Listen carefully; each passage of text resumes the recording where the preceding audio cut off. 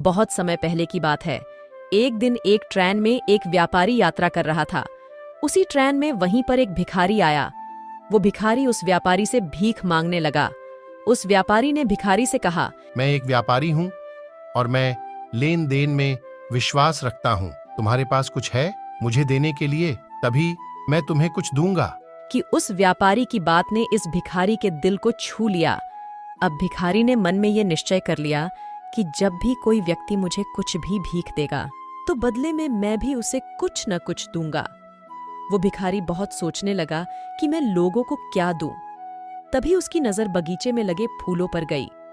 वो वहां से कुछ फूल तोड़कर लाया और जो भी इंसान उसे भीख देता बदले में ये भिखारी उसे फूल देने लगा। कुछ दिनों के बाद भिखारी को फिर से वही व्यापारी ट्रेन में मिला। भिखारी ने उस व्यापारी से कहा कि आपने मुझे पहचाना? मैं वही भिखारी हूँ जिसे आपने पिछली बार कहा था कि अगर तुम मुझे कुछ दोगे तभी बदले में मैं तुम्हें कुछ दूंगा। तो आज आपको देने के लिए मेरे पास ये सुंदर फूल हैं। उस व्यापारी ने इस भिखारी से फूल लेकर उसे बदले में बहुत अच्छी भीख दी और कहा, आज तो तुम भी मेरी तरह एक व्यापारी बन गए हो।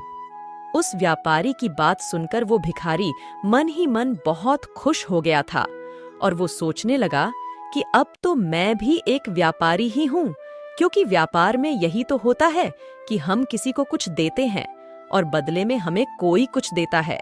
कुछ दिनों के बाद ये भिखारी और व्यापारी एक ही ट्रेन से जा रहे थे, लेकिन अब ये भिखारी पहले जैसा नहीं था। वो अब सुंदर लग रहा था और उसके कपड़े भी अच्छे थे। इस बार इस भिखारी ने उस व्यापारी से पूछा, क्या आपने मुझे पहचाना? कि व्यापारी ने कहा, मुझे नहीं पता कि तुम कौन हो, मैं तो तुमसे पहली बार मिल रहा हूँ। तब भिखारी ने कहा कि ये हमारी तीसरी मुलाकात है। मैं वही भिखारी हूँ जिसने आपसे प्रेरणा लेकर अपना खुद का फूलों का व्यापार शुरू कर दिया है। आज मैं आपकी प्रेरणा की वजह से एक बहुत बड़ा व्यापारी बन गया हूँ और अपने फूलों के व्यापार के काम से ही दूसरे शहर जा रहा हूँ। इस कहानी से हमें ये शिक्षा मिलती है कि जो हम अपने आप को मानते हैं वही हम बन जाते हैं। अगर हम अपनी सारी जिंदगी अपने आप को दुखी मानते हैं तो दुख कभी भी हमारा पीछा छोड़ता नहीं है। अगर हम अपने आप को भिखारी मानेंगे तो हमारा स्वभाव भी वैसा ही हो जाएगा। अगर हम अपने आप को एक सफल और खुश इंसान मानेंगे तो सफलता और खुशियां अपने आप हमारी जिंदगी में आ जाएगी।